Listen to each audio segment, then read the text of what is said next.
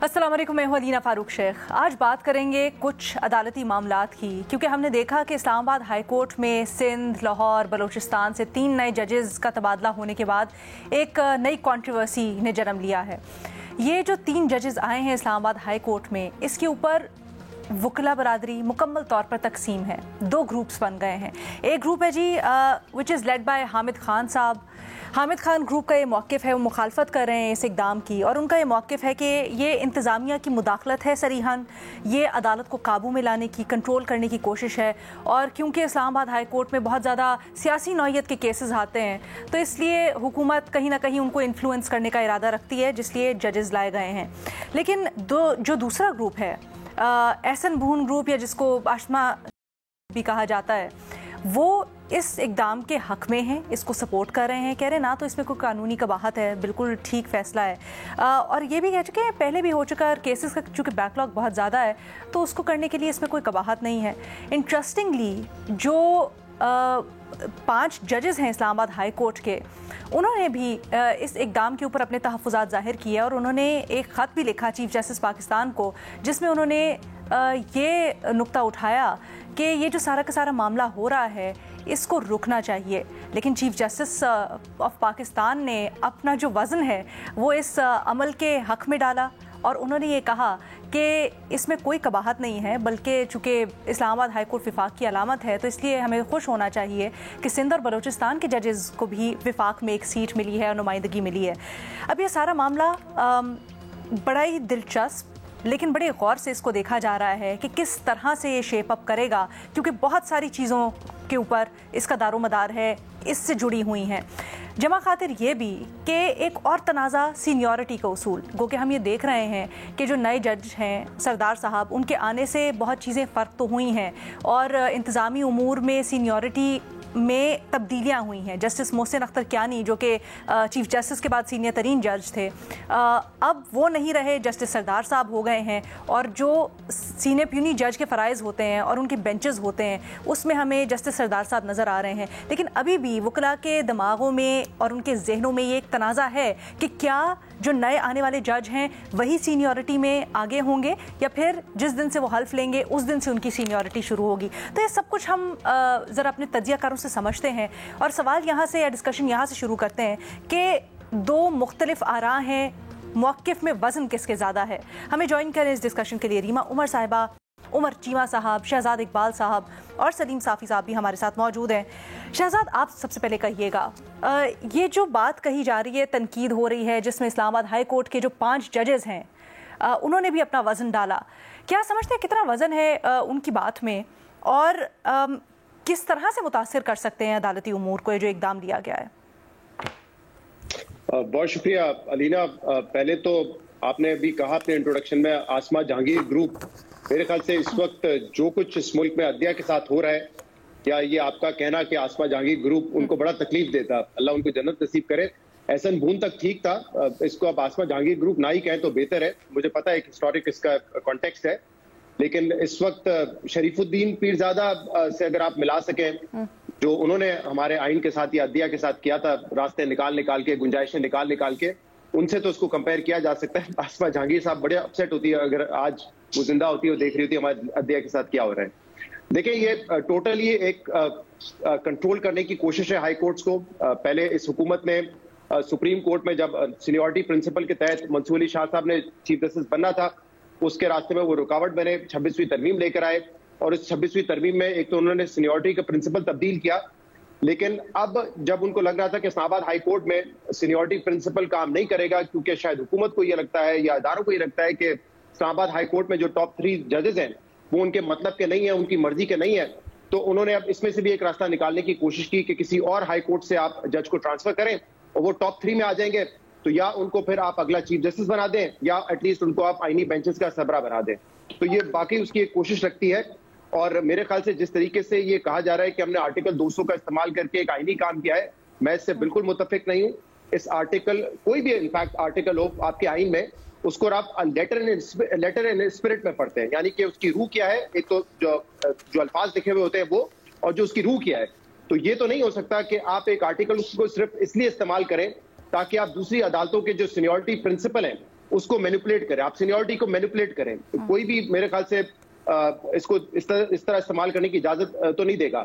ماضی میں بھی جو اس کی مثالیں ملتی ہیں, کہیں پہ بھی اس کو اس لیے استعمال نہیں کیا گیا کہ آپ کسی عدلیہ کی سینیورٹی کو تبدیل کرنے کے لیے, اس کو مینیپولیٹ کرنے کے لیے یہ کریں. جب بھی ہم نے دیکھا پہلے استعمال ہوا, جب پی سی او کے ججز کے حوالے سے ہوا, اس کو بھی سپریم کورٹ نے کالعدم قرار دے دیا. 18ویں ترمیم کے بعد جب اسلام آباد ہائی کورٹ وجود میں آئی, تب لاہور ہائی کورٹ سے ایک جج کو جو ہے ٹرانسفر کر کے یہاں پہ اسلام آباد میں جو ہے چیف جسٹس بنایا گیا, لیکن وہ سینیورٹی کو مینیپولیٹ کرنے کے لیے نہیں کیا گیا تھا. تو اس مرتبہ عزائم بالکل مختلف ہے. اور دوسرا یہ آرگیومنٹ جو دیا جاتا ہے کہ آئین میں کوئی چیز ہے تو اس کا استعمال ہو سکتا ہے, تو ہمارے آئین میں 58(2) بھی تھا, جس کا جب استعمال ہوا تو عدلیہ نے بھی اس کو اسٹرائک ڈاؤن کیا. تمام سرکلز میں, پولیٹیکل سرکلز یا جو ہمارا اکیڈیمیا ہے, اس پہ تنقید کرتا رہا. ابھی ریسنٹ پاس کی اگر آپ مثال دے لیں, جب ہم ثاقب نثار پہ, جسٹس عمر عطا بندیال پہ تنقید کرتے تھے کہ وہ اپنا ہم خیال بینچ بناتے ہیں اور اس کے تحت جتنے فیصلے آ رہے ہیں وہ ایک پارٹی کو فیور کرتے ہیں, دوسری پارٹی کے خلاف جاتے ہیں, وہ بھی آئین و قانون کے مطابق تھا, لیکن اس پہ بھی تنقید ہوتی تھی کیونکہ وہاں پہ ہمیں ان کی نیت ٹھیک نہیں نظر آتی تھی. اور اسی لیے کہا جاتا تھا کہ ہم خیال بینچز جو ہے وہ ایک مقصد کے لیے بنائے جا رہے ہیں جس میں بدنیتی ہمیں نظر آتی تھی. اور یہ حکومت جو اس وقت بیٹھی ہوئی ہے وہ بھی تنقید کرتے تھے, بلکہ وہ تو جلسوں میں اس پہ بات کرتے تھے. دوسرا جو ابھی آپ نے جسٹس یحییٰ آفریدی صاحب کا ذکر کیا, میں معذرت کے ساتھ ان کی اس بات سے اتفاق نہیں کرتا, کیونکہ ایک تو یہ ایگزیکٹلی وہی دلیل ہے جو حکومت کے لوگ دے رہے ہیں کہ کیونکہ اسلام آباد ہائی کورٹ جو ہے وہ ایک وفاقی ادارہ ہے تو اس میں تمام صوبوں کی جو ہے نمائندگی ہونی چاہیے. میں اس سے بالکل متفق نہیں ہوں. ایک تو آلریڈی صوبوں کی نمائندگی ہے, آپ کے یہاں خیبر پختونخوا کے جج بھی ہیں اسلام آباد ہائی کورٹ میں, سندھ کے بھی ہیں, بلوچستان کے بھی ہیں. اور اگر آپ نے مزید ججز لانے تھے جو کہ آپ کو لگتا ہے کہ دوسرے صوبوں سے ہونے چاہیے, تو پھر آپ آرٹیکل 175 کے تحت فریش اپوائنٹمنٹس کر سکتے تھے, کیونکہ ابھی بھی 12 میں سے 10 پوزیشنز تھی, 2 ویکنٹ تھی. تو آپ نئے ججز ہائر کرتے, نئے ججز اپوائنٹ کرتے, اور ابھی ریسنٹ پاس میں بھی آپ نے کیا نا 2 ججز اپوائنٹ, ایک جسٹس اعظم کو اپوائنٹ کیا ہے, ایک اور دوسرے صاحب کو اپوائنٹ کیا ہے. تو آپ اسی طریقے سے ایک دوسرے 2 ججز کو اپوائنٹ کر سکتے تھے, وہ بلوچستان سے ہوتے, وہ خیبر پختونخوا سے ہوتے, وہ سندھ سے ہوتے, کہیں سے بھی ہو سکتے تھے. اور پھر اس وقت مسئلہ جو ہے نا, مسئلہ یہ کہ ان 2 ججز کا نہیں ہے جو لاہور ہائی کورٹ سے جج آئے, کیونکہ اب وہ سینئر موسٹ ہو گئے, آپ کے سینئر پیونر جج ہیں, اور جیسے انہی کے حوالے سے میں کہہ رہا ہوں, یا تو وہ چیف جسٹس بنیں گے یا وہ آئینی بینچ کے سربراہ بن سکتے ہیں.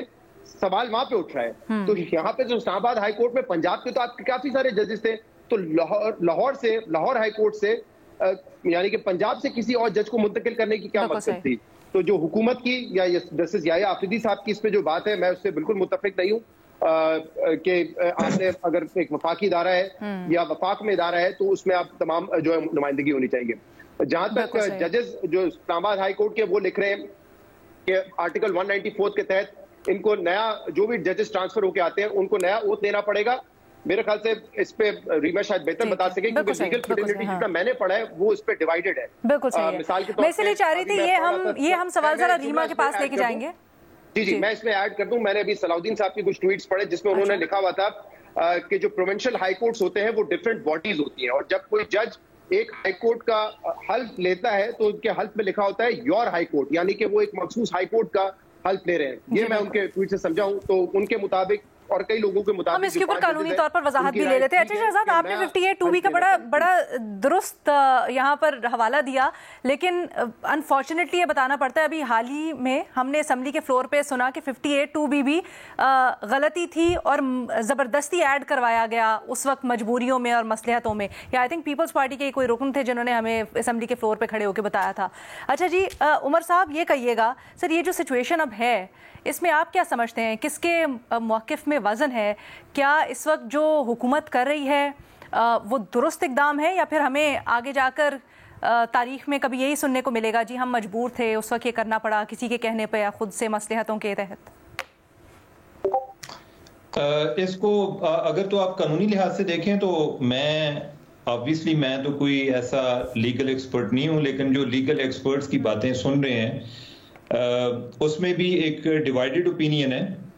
مجھے ایسا لگتا ہے کہ جیسے یہ قانونی لحاظ سے کوئی غلط عمل نہیں ہے, لیکن جیسے ہوتا ہے نا ایک مکروہ عمل کہ جس کو اتنا پسند نہ کیا جائے, یہ اس طرح کا ہے کہ ٹرانسفرز ہوئیں, ایسی ٹرانسفرز کہ جن پر ایک تنازع کھڑا ہوا. اسی ہائی کورٹ میں پہلے بھی ٹرانسفرز ہوئیں, پہلے بھی آئے جسٹس سردار اسلم ادھر آئے, یا جسٹس بلال ادھر آئے, یا جو انور قاسی ہے ان کو, خیر وہ تو ایلیویٹ ہوئے تھے. تو یا جو اقبال حمید الرحمان ہے وہ ادھر آئے، لاہور ہائی کورٹ سے آئے، وہ جب آئے تھے تو اس ٹائم حالات ڈیفرنٹ تھے، اس ٹائم اسلام آباد ہائی کورٹ نئی بنی ہوئی تھی، تو اس ٹائم ان کی ضرورت تھی تو ٹرانسفر کیے گئے۔ ابھی کا جو ہے اس میں اوورآل جب تک ہم چیزوں کو کنٹیکسچولائز نہ کریں، ان کو پس منظر کے ساتھ نہ دیکھیں، تو صرف ہم اگر قانونی طور پہ اٹکے رہیں گے تو وہ بھی مسئلہ حل نہیں ہوتا۔ اوورآل جو جتنی ایک تقسیم ہے، اور یہ تقسیم سیاسی طور پر نہیں ہے، سیاست سے شروع ہوتی ہوئی یہ عدلیہ میں بھی آئی، یہ میڈیا میں بھی آئی، اور یہ ہر شعبہ زندگی میں یہ تقسیم نظر آتی ہے۔ تو یہ اسی تقسیم کا نتیجہ ہے، اور اسی کے نتیجے میں یہ ہے کہ اپنے اپنے گروپ کو سٹرانگ کرنے کے حوالے سے یہ سارے عمل کیے جاتے ہیں، کہ جس میں بظاہر اس کو قانونی طریقے سے کیا جاتا ہے، لیکن اس کے کوئی سیاسی مقاصد تو موجود ہوتے ہیں۔ جہاں تک ان کی ٹرانسفر کی بات ہے، اس میں آرٹیکل 200 ہے۔ اگر آپ دیکھیں کہ جو 26ویں ترمیم تھی، اس ٹائم ایک سب سے بڑا جو ایشو تھا وہ یہ تھا کہ ججز کو یہ ٹیم کرنا چاہتے ہیں، اور جو ایک اعتراض اٹھایا جاتا تھا وہ یہ تھا کہ چونکہ جج کو ٹرانسفر کرنے کے حوالے سے اس میں ذکر ہے کہ اگر ٹرانسفر کرنی ہو تو اس جج کی ایک جو مرضی بھی شامل ہونی چاہیے، آپ اس کی کنسنٹ کے بغیر نہیں کر سکتے۔ تو اس ٹائم یہ باتیں چل رہی تھیں کہ جو ایک آرٹیکل 200 ہے، 200 ہے، اس میں بھی امینڈمنٹ کی جائے گی اور کنسنٹ کے ورڈ کو نکال دیا جائے گا۔ اچھا، لیکن یہ ہے کہ جتنا ان کو اپنی ایک سپورٹ چاہیے تھی مختلف پولیٹیکل پارٹیز کے حوالے سے، جو ان کو ساتھ اپنے اکاموڈیٹ کرتے ہوئے، وہ نہیں کیا انہوں نے۔ اب یہ ہے کہ انہوں نے دوسرا طریقہ کر لیا کہ چلیں اچھا، ہم جو ادھر ججز ہیں جن سے حکومت اپنے لیول پہ تھریٹ فیل کرتی ہے، تو انہوں نے کہا کہ چلیں وہ ادھر رہتے ہیں، ہم باقی جو ججز ہیں دوسری عدالتوں سے ہم لے آتے ہیں، یعنی کہ تاکہ یہ ان کا ایک انہوں نے ان اے سینس کے لا کو استعمال کرتے ہوئے اس کا ایک پولیٹیکل حل تلاش کرنے کی کوشش کی ہے۔ جو ہمارے یحییٰ افریدی صاحب نے بات کی، چیف جسٹس نے، یعنی کہ اگر اوورآل ایک مرکزیت کی بات کی جائے، یا جس تناظر میں انہوں نے بات کی کہ باقی صوبوں سے بھی آنے چاہیے، اس حد تک بات درست ہے، لیکن اگین پھر یہ ہے کہ کیا مقصد یہی تھا کہ صوبوں کو نمائندگی دینا مقصد تھا، یا کہ اپنے سیاسی مقاصد ہیں یعنی کہ جس کے حوالے سے وہ چاہ رہے ہیں؟ تو اگر اس تناظر میں دیکھا جائے تو آبویسلی یہ ایک پولیٹیکلی موٹیویٹڈ ڈیسیژن ہے، اور جو ایون اس ٹائم وکلاء کی بھی لڑائی چل رہی ہے، یا ایون ججز کی بھی چل رہی ہے، وہ زیادہ آئین کے حوالے سے کم، اور جو اپنے اپنے جو گروپس بنے ہوئے ہیں اور جو انہوں نے پوزیشنز لی ہوئی ہے، اس تناظر میں جو ایک کاز آف موٹیویشن ہے وہی ان کے معاملے میں بھی وہی ہے۔ تو لہٰذا یہ معاملہ صرف حکومت لیول پر نہیں ہے، حکومت بھی سیاست کر رہی ہے اور باقی جگہوں پر بھی سیاست ہی ہو رہی ہے۔ سر، اگر ایسا ہے تو کیا سمجھتے ہیں پوزیشن کس کی زیادہ اس وقت بہتر ہے؟ کیا اگر ایک طرف سے پالیٹکس ہو رہی ہیں تو پھر حکومت کی طرف سے بھی اس کا پولیٹیکلی جواب دینا یا منور کر کے چیزوں کو جواب دینا درست ہے؟ دیکھیں، اس لحاظ سے تو یہی ہے کہ اگر کوئی بندہ، اگر کوئی یہ کہتا ہے کہ میں نے جو بھی کیا ہے آپ کو پسند ہے یا نہیں، لیکن میں نے اس کو قانون کے دائرے میں رہتے ہوئے کیا، تو یہ تو ان کا ایک جواز بنتا ہے نا۔ ادروائز تو کوئی بھی ایسا ایکشن نہیں ہوتا کہ جس پہ سب لوگ مطمئن ہوتے ہیں، کئی لوگوں کو اعتراض ہوتا ہے، کوئی اس کو اپریشیٹ کر رہے ہوتے ہیں۔ دس از انٹرسٹنگ۔ ریما، آپ کی اس کے اوپر کیا رائے ہے؟ پہلے آپ جو بنیادی ہمارا سوال ہے اس کے اوپر اپنا سٹانس کلیئر کر دیں، پھر چھوٹے چھوٹے کچھ سوالات ہیں جو قانونی طور پر پوزیشن آپ سے کلیئر کرنا چاہیں گے۔ جی شکریہ لینا، سوری میں آپ کو آج ڈس اپوائنٹ کروں گی، اور میں قانونی جواب نہیں دوں گی، کیونکہ میں نے یہ بات ریئلائز کی ہے کہ صرف قانون اور ٹیکنیکلٹیز تک اپنے آپ کو محدود کر کے ہم جو لارجر پکچر ہے اسے بالکل مس کر دیتے ہیں، اور ایک طرح سے جو ایشو ہوتا ہے جو بالکل کلیئر ہوتا ہے اس کو ہم دھندلا بنا دیتے ہیں کہ نہیں شاید یہ بھی درست ہے، شاید وہ بھی درست ہے۔ اگر اس انٹرپریٹیشن مختلف انٹرپریٹیشنز کی گنجائش ہے تو حکومت بھی ٹھیک ہو سکتی ہے۔ تو میرا خیال ہے اس ایشو پہ I want to take a clear cut stance کہ یہ صاف نظر آ رہا ہے کہ اسلام آباد ہائی کورٹ کو کیپچر کرنے کا حکومت کا ایک طریقہ ہے، اور میں عمر کے انالیسس کو بہت اپریشیٹ کرتی ہوں، کیونکہ یہ جو عرصے سے جب سے یہ جوڈیشل ریفارم شروع ہو رہا ہے، مجھ جیسے لوگوں کو آپ قانونی ٹیکنیکل پیچیدگیوں میں بالکل الجھا دیتے ہیں۔ فار ایگزامپل کانسٹیٹیوشنل کورٹ کی جب بات آئی، ریسرچ کر کے ہر طرح سے آپ کو بتایا کہ کس طرح وہ مختلف کانٹیکسٹ میں، مختلف جورسڈکشنز میں، جہاں اکثر سول لا جورسڈکشنز میں زیادہ سمجھی جاتی ہیں بہتر فٹ، پاکستان میں ان کی گنجائش نہیں ہے، وجوہات دیں۔ فرق کیا پڑا؟ کیونکہ ایونچولی جب ہم نے دیکھا حکومت نے وہی کیا, ان پارٹیز نے وہی کیا جو وہ چاہتے تھے, اور ان کے جو ایک بینیفٹ آف ڈاؤٹ تب ہم دے سکتے تھے شاید, وہ اب بالکل نہیں بنتا. میں آپ کو 3-4 چیزوں کی مثال دیتی ہوں. پہلے کہا گیا کہ جو چیف جسٹس ہے ان کی اپوائنٹمنٹ ایسے آٹومیٹک نہیں ہونی چاہیے کہ 15 سال پہلے سے فکس کر دیا گیا ہو کہ کون چیف جسٹس بنے گا. اس پہ اتنی ہم نے بحث کی کہ نہیں, یہ حکومت ایکچولی بہتر ریفارم چاہتی ہے کہ بہتر شخص چیف جسٹس بنے, ٹرانسپیرنسی آئے, میرٹ آئے. لیکن ہوا کیا؟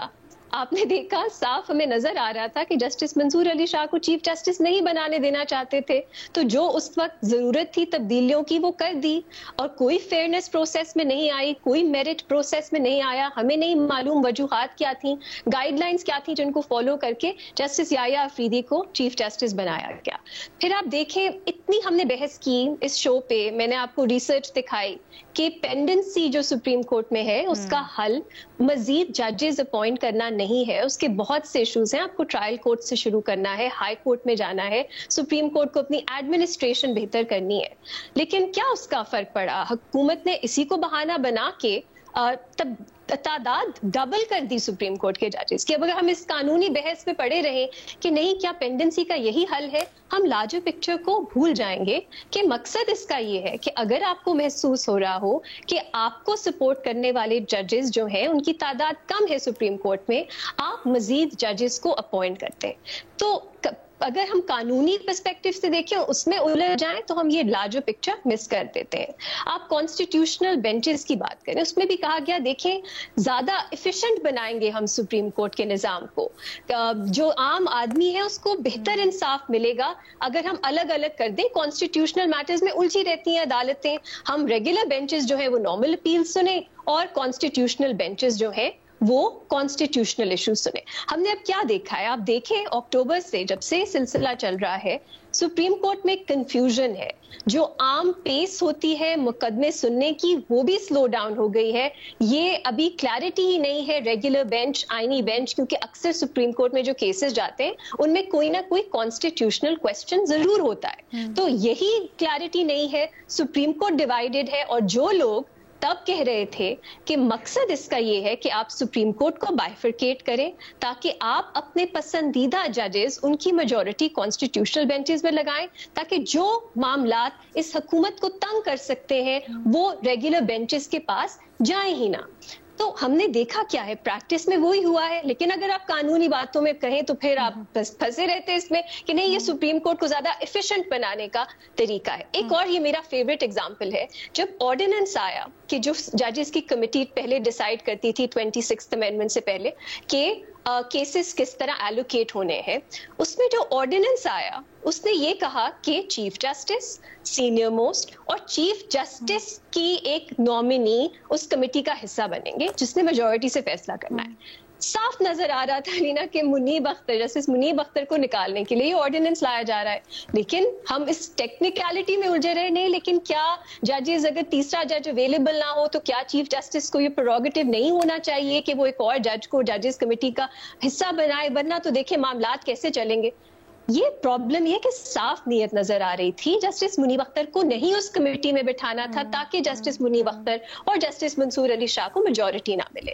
سو یہ 4-5 ایگزامپلز آپ کو دکھاتے ہیں کہ تب سے اب کئی مہینوں سے ایک پورا منصوبہ بنایا گیا ہے کہ آپ نے جوڈیشری کو کیپچر اس طرح سے کرنا ہے کہ آپ کی جو ریڈ لائنز ہیں, جو اس وقت کیسز ہیں جو اس سیٹ اپ کو ہلا سکتے ہیں یا تنگ کر سکتے ہیں, وہ آپ کے پسندیدہ ججز ہی چنیں. اور کوئی بھی اس میں اگر ایشو آئے تو آپ کے پاس اور آپشنز ہوں جن کو آپ کنسیڈر کر کے مسئلے کو ٹال سکیں.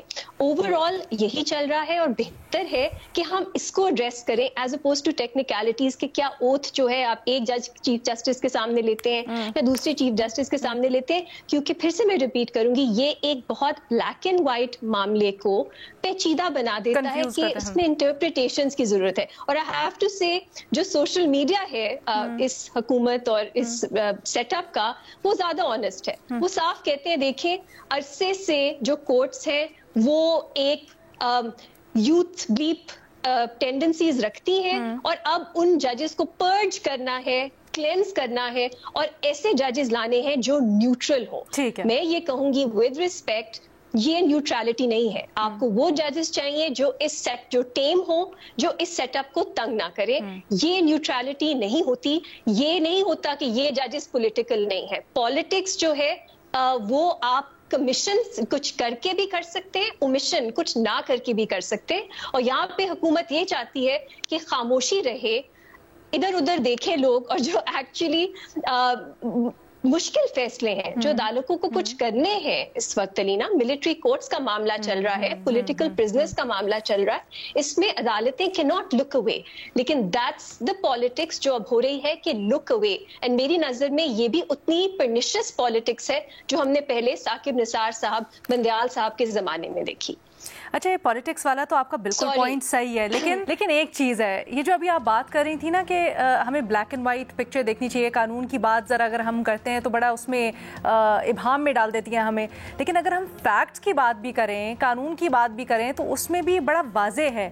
لا اینڈ جسٹس کمیشن کی رپورٹ ہے 2023 میں جاری ہوئی ہے, جس کے مطابق اگر پینڈنسی والا ایشو یہ آپ اٹھا لیں تو صرف پالیٹکس نہیں, اپنی رپورٹ ان کی کہتی ہے کہ اسلام آباد ہائی کورٹ میں نہیں, لاہور ہائی کورٹ میں زیادہ ہیں پینڈنسی کیسز کی. 1,82,000 سم تھنگ کیسز ہیں, اور اسلام آباد ہائی کورٹ میں تو صرف 17,000 ہیں. تو حکومت کا یہ والا جواز بھی ختم ہو جاتا ہے اگر سٹارٹس کے اوپر صرف جائیں. لیکن ایک چھوٹی سی بریک لیتے ہیں, اس کا جو دوسرا اینگل ہے اس کو بھی ذرا کلیریفائی کرتے ہیں آفٹر اے بریک.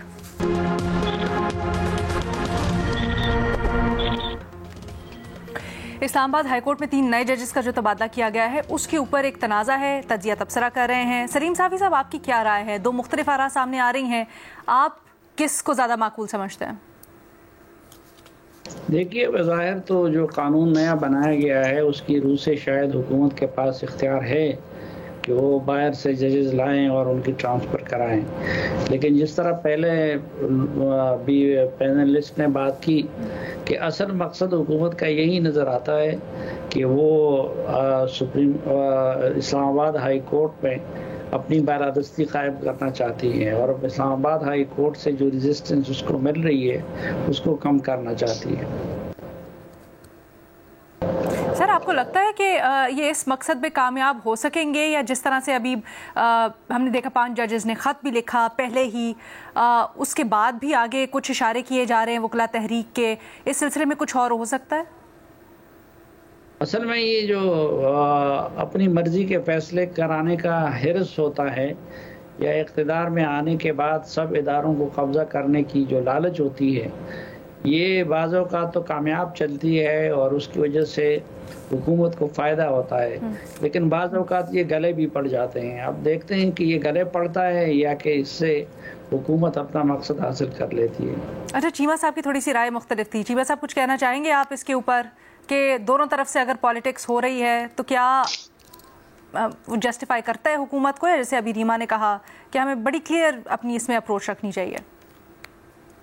علینا, اصل میں اگر ہم چیزوں کو, جو میں نے پہلے بات کی نا کہ ان کا اگر پس منظر دیکھیں تو ایک سٹیج پہ لگتا ہے ایک پارٹی نے زیادتی کی, دوسری سٹیج پہ دوسری پارٹی نے زیادتی کی.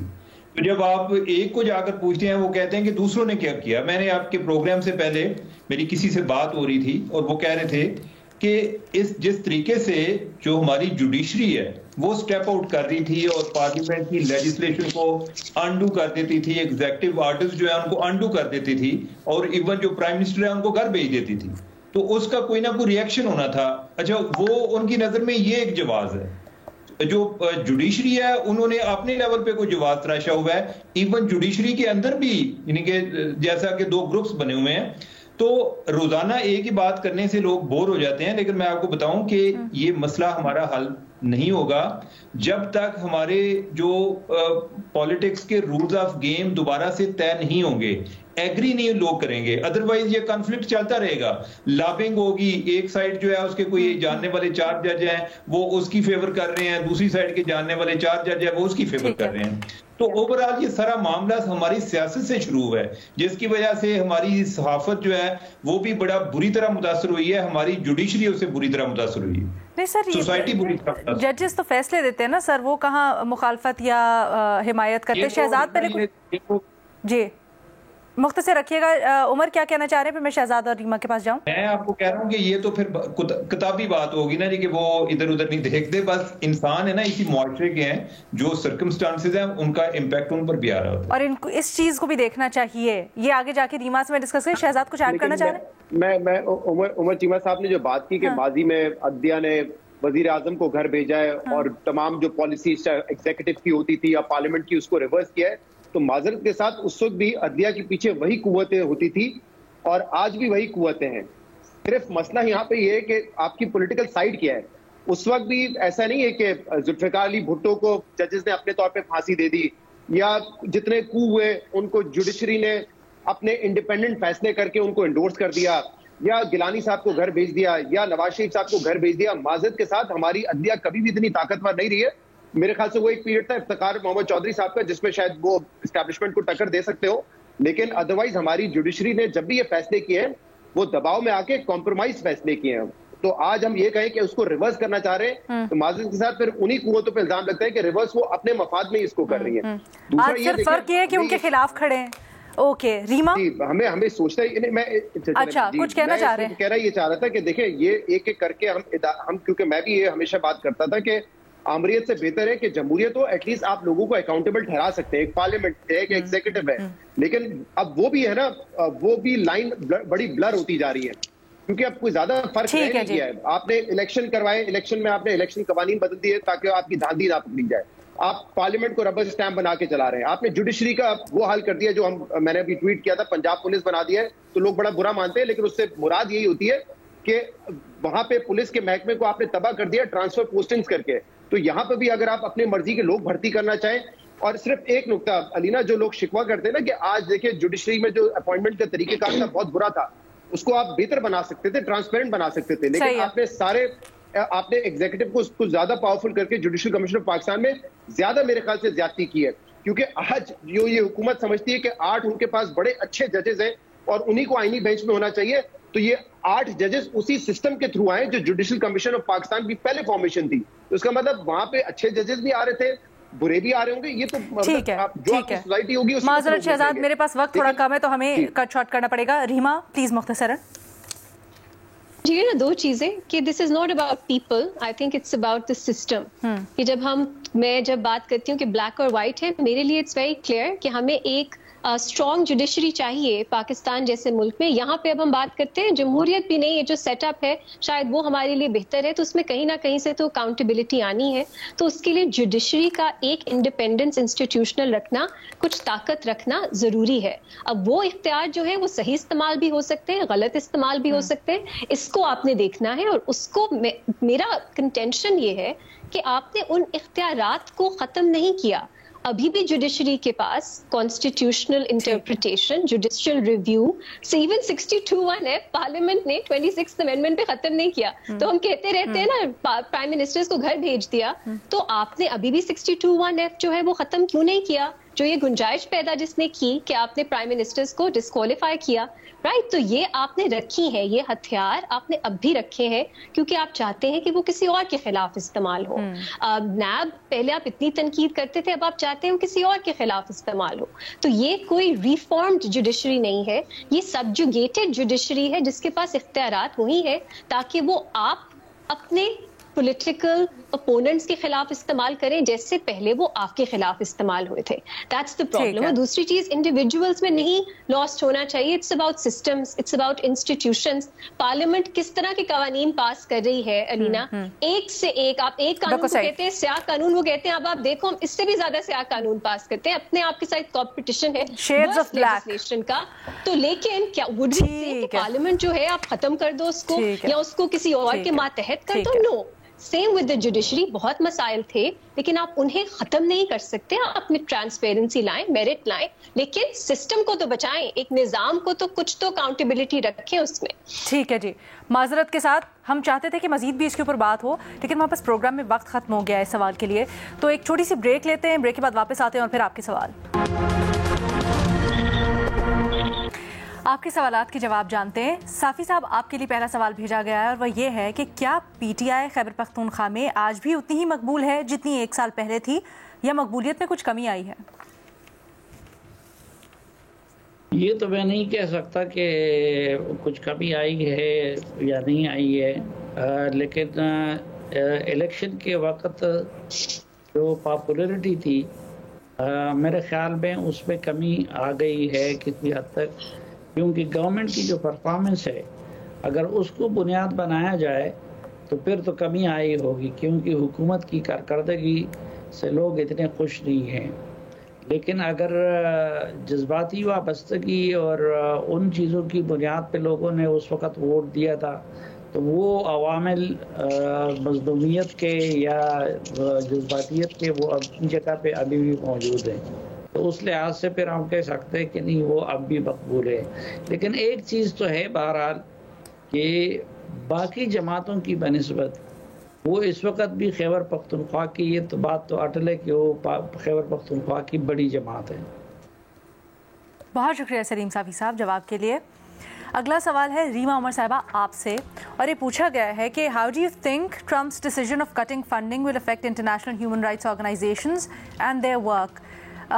جو صدر ٹرمپ کا فیصلہ ہے فنڈنگ محدود کرنے کا، اس کو بند کرنے کا، وہ بین الاقوامی انسانی حقوق کی تنظیموں کا جو کام ہے اس کو کس طرح سے متاثر کرے گا آپ کے خیال میں؟ It's a very good question. میرا خیال ہے بہت سا فوکس یو ایس ایڈ پہ ہو رہا ہے۔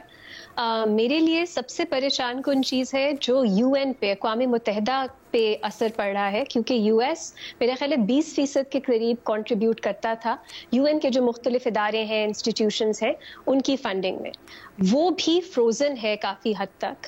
اس کے علاوہ اس انٹینشن یہ نظر آ رہی ہے کہ وہ پل آؤٹ کر جائیں گے، ورلڈ ہیلتھ آرگنائزیشن سے آلریڈی کر دیا ہے، یونیسکو سے، U N Human Rights Council سے، اور مزید اس طرح کی اداروں سے پل آؤٹ کر جائیں گے۔ تو اوور آل جو ایک ہیومن رائٹس پروٹیکشن کا ایک نظام تھا جو سیکنڈ ورلڈ وار آنورڈز چل رہا تھا، میرا خیال ہے اس کو بہت جھٹکا لگے گا۔ So this is why it's not just about international human rights organizations. The UN کا اپنا جو ایک اتھارٹی ہے، اس کی اپنی فنڈنگ ہے، اس کی کیپیسٹی ہے، اس پہ بہت فرق پڑے گا۔ بٹ آلسو ریما، ہم نے دیکھا کہ امریکہ کا کردار ان آرگنائزیشنز میں، خاص کر اگر یو این کو لے لیں تو بڑا نیگیٹو بھی رہا ہے۔ کیا آپ سمجھتی ہیں کہ اس کیپیسٹی میں بھی برا فرق ہی پڑے گا، یا جو اختیارات محدود ہو کے یا فنڈنگ محدود ہو کے نیگیٹولی امپیکٹ کرے، یا کہیں نہ کہیں کوئی رے آف ہوپ ہے؟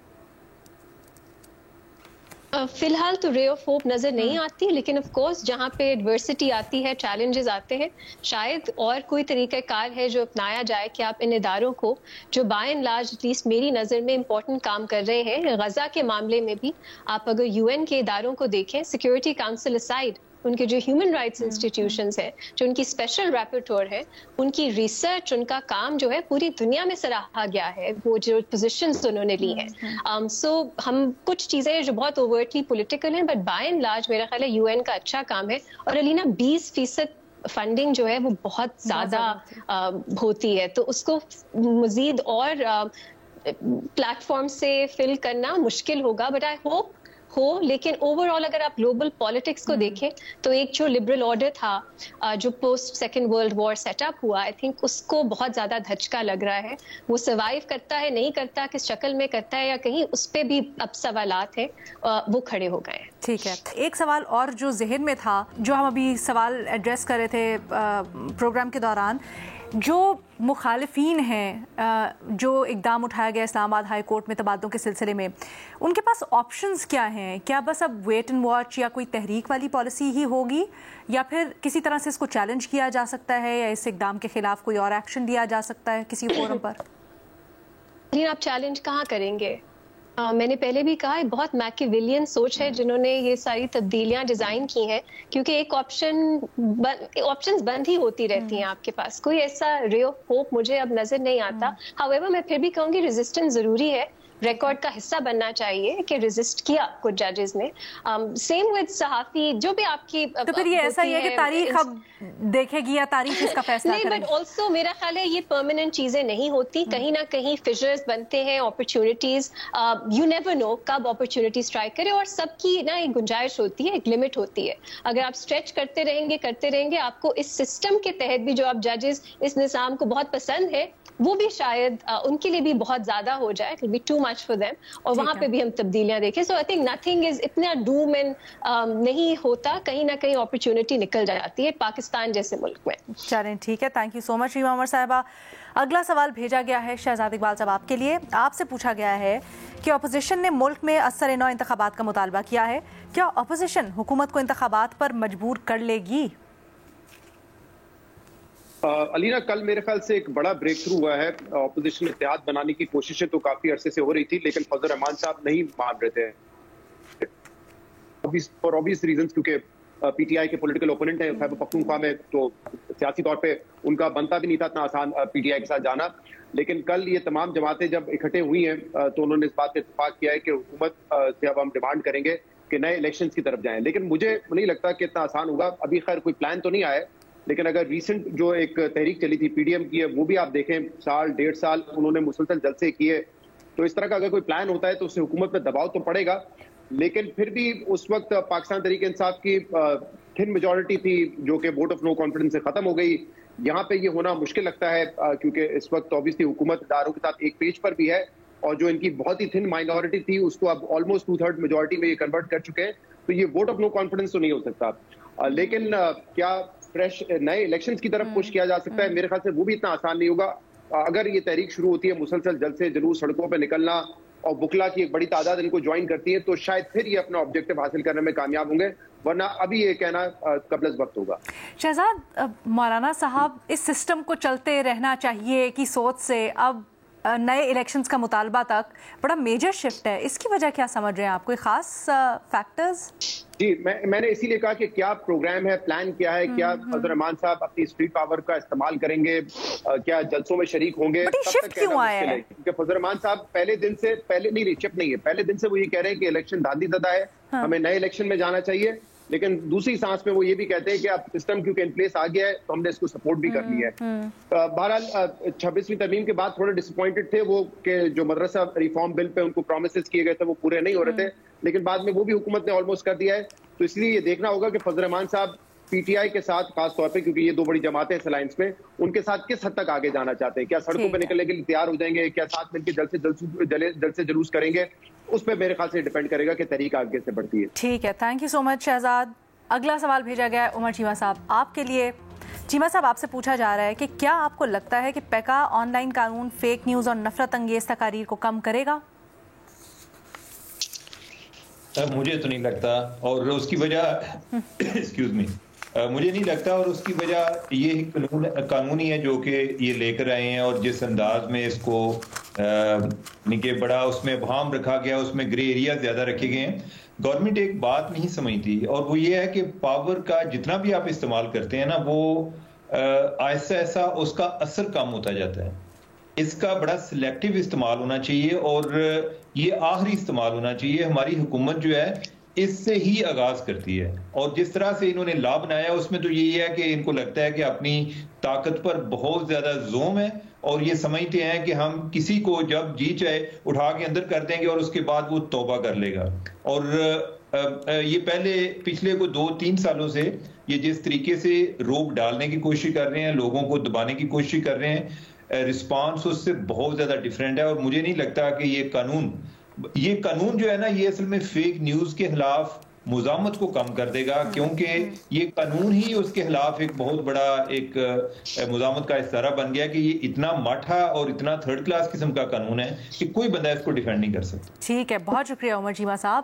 اور ہمارے پاس ڈسکشن کے لیے پوائنٹس تو بہت زیادہ تھے, سوال بھی بہت زیادہ تھے, لیکن انفارچونیٹلی پروگرام میں آج وقت اتنا ہی تھا, تو آج کے لیے اجازت دیجیے. اللہ حافظ.